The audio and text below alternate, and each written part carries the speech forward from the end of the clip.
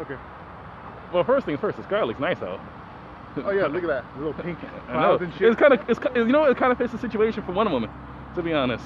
Makes you feel all bright and cheerful. I think we parked over there. Okay, so where did we park? A little over here. Okay. This has been a little bit of time since we walked out of the theaters. Any immediate thoughts? I mean, I liked it.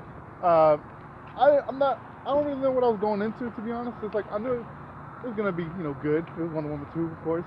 But it's just like I didn't Wonder know what Woman to 84. expect. Wonder Woman 84. But I didn't really know what to expect. Well, you know what? Wait 1 second.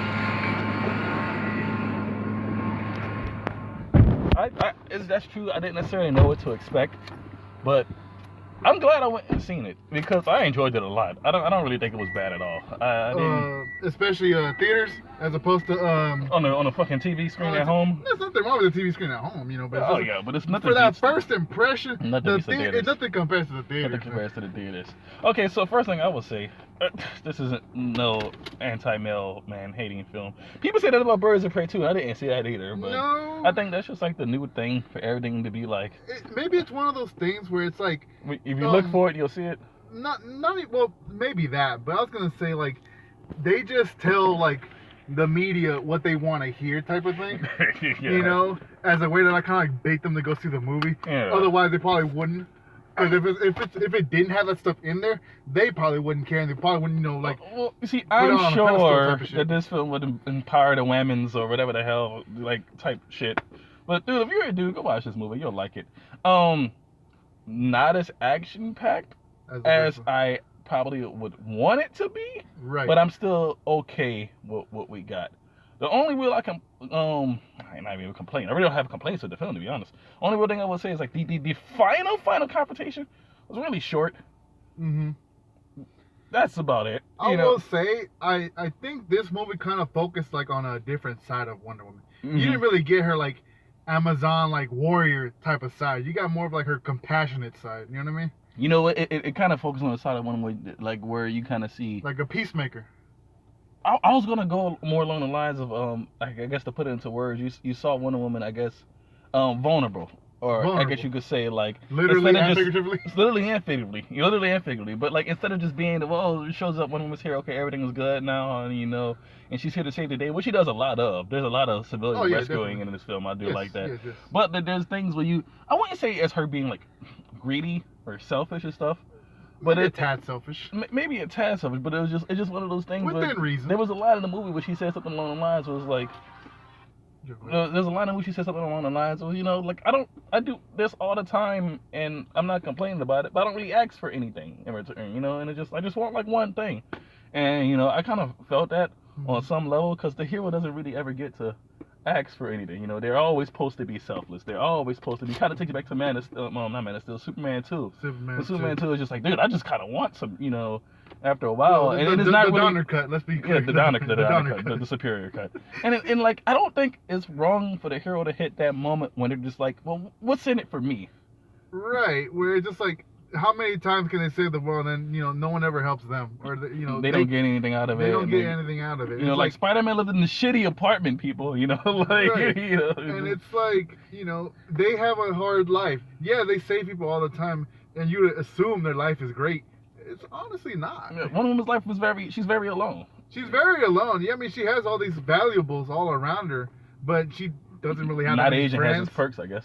Not agent, well, it has its perks. Pros and cons. Yeah, pros and cons to it. You say like not agent. You outlive all your friends. But you outlive all your friends. All her friends from like Wonder Woman. In the beginning of the film, all she has left is photos of all her old friends. Yeah. And so it's probably hard for her to even try to make more friends, knowing that they're just gonna die. You just get very distant with people. Yeah, and you just live the isolated life of a hero. And then at the point, she kind of just wanted some kind of happiness of her own.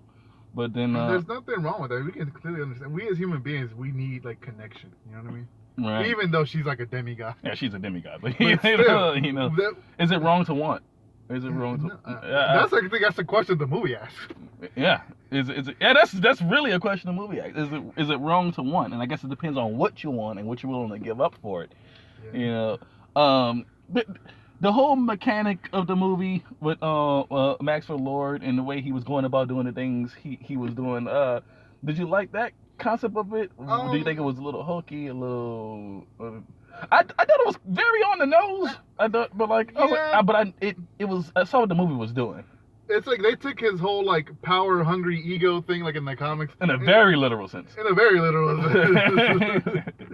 But like, I guess for the movie it worked. Now, granted, I'm pretty sure I'm sure Maxwell Lord has his fans out there. They're probably just like, oh, that's not how he is. It's not Maxwell Lord. Like, it works not my Maxwell. Movie. It's not my. It's an adaptation, people. Come on, you know. Cheetah. Yes. No.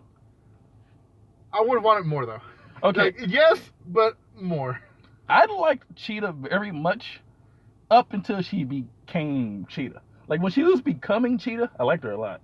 But when she became Cheetah, I kind of just felt like, okay, well. It's like I guess kind of going towards like the third act. It was just kind of like a switch. It's like they were building it up.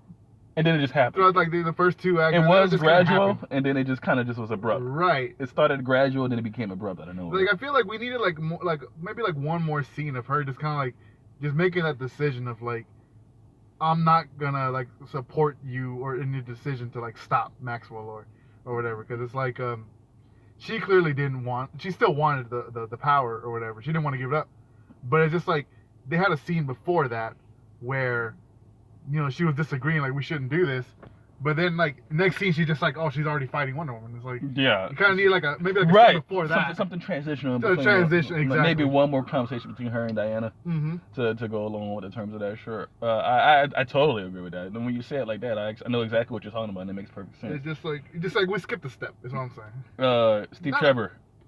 Great.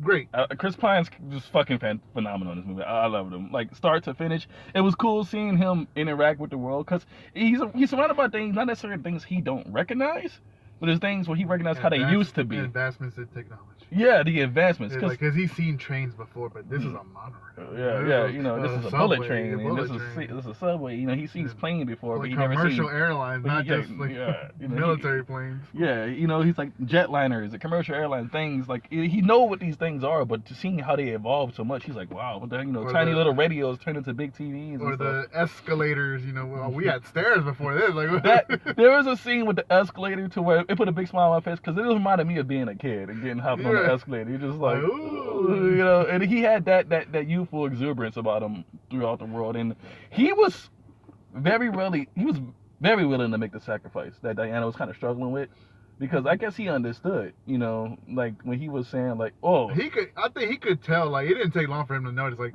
she's not as strong as she was. Yeah, like, what's happening? Like this isn't the Diana I know. And you know what? I think it goes back to that one of his first lines of dialogue in the movie. He was telling her like, I remember going up in the plane and then nothing, but I kind of knew I was somewhere good. So he didn't have a problem with going back, you know. No. It's like you would think he had PTSD or something like that, but not really. I mean, he was content. He was content with his decisions, and you know that's why no problem with getting back into a plane. Yeah, Diana was the one who was having a struggle of letting him go again, but he was ready to go if he needed to. He's definitely what's it called, a man of action. Yeah, a man of action, most certainly. Speaking of action. Good sequences in this film. Good sequences. The Uncharted 2 sequence. Well, kinda, yeah. with the car chase. With the car chase. Well, every time it's a car chase, it's Uncharted reference. You know, just like in Captain America with the train and everything. That was a literal train. That was a literal train. That was Uncharted 2 right there. But the car chase sequence was really good. The sequence in the beginning with the mall, I thought was really, really good. Wonder Woman has like a lot of Spider-Man action going in this movie. I will say, yeah, she definitely did, because I don't know, maybe that's just like a way to nerf her in the movie. She didn't have her sword and shield like throughout the whole movie. No, at all. She didn't have it. I guess it's because the enemy she was going against, she even said a couple of times in the film that she's not trying to kill him.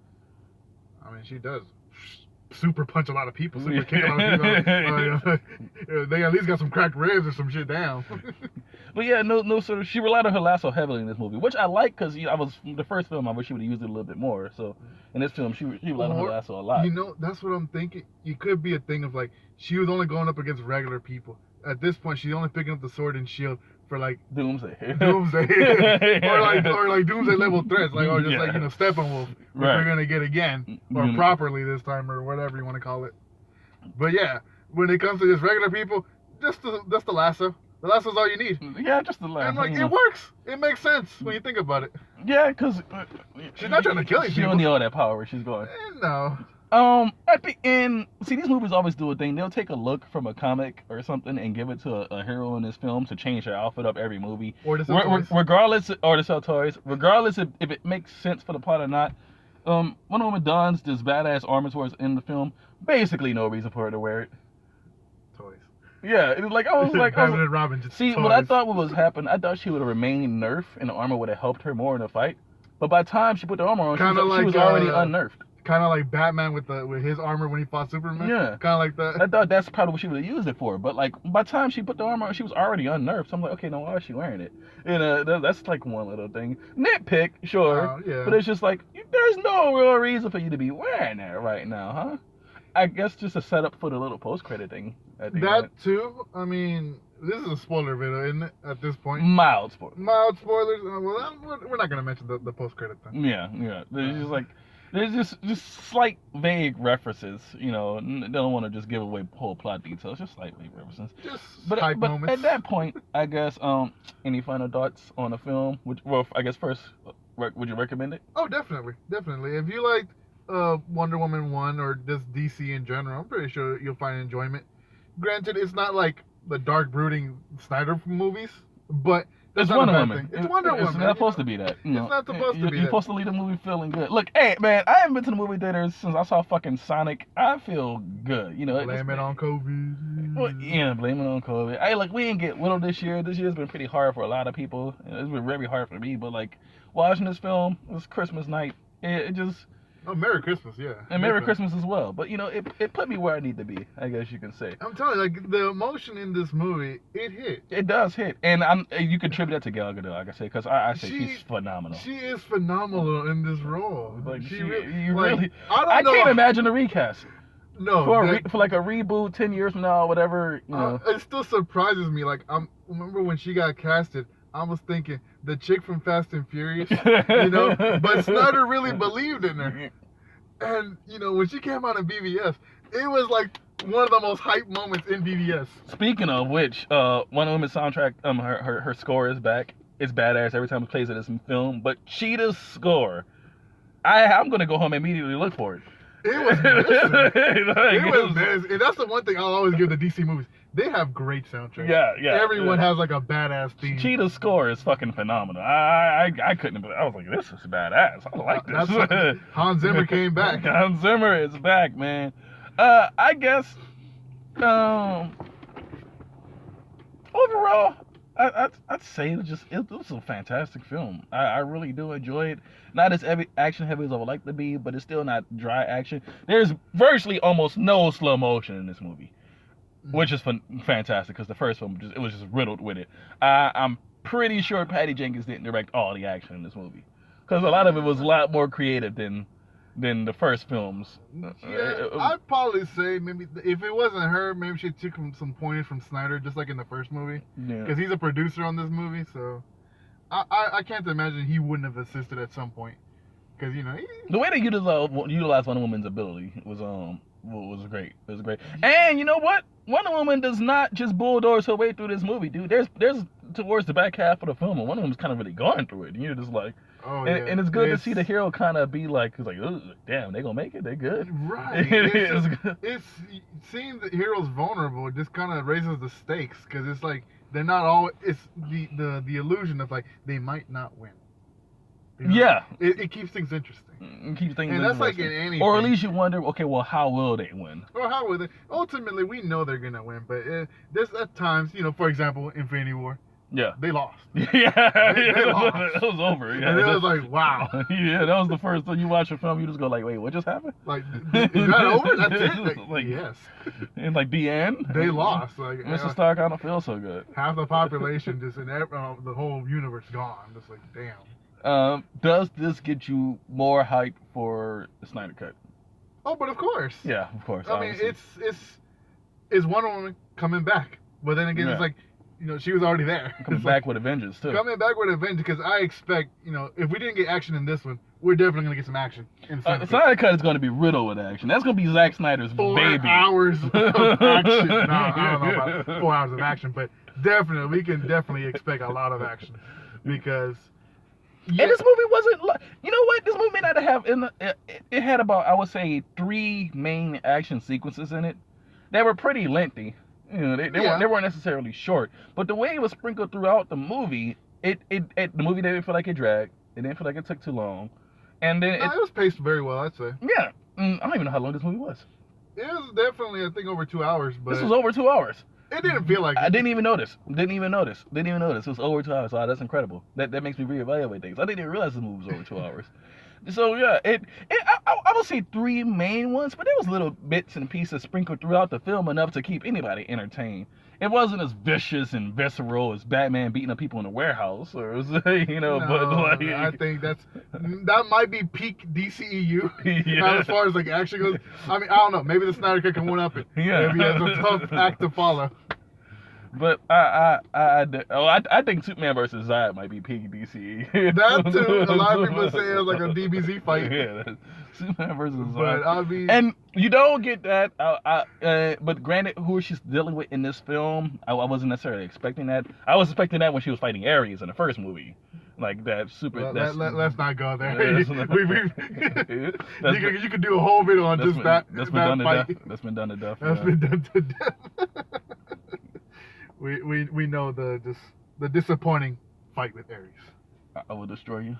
I will destroy you. Just throw swords at you. All in all, I would say definitely go watch it. And Merry Christmas, everybody. Merry Christmas.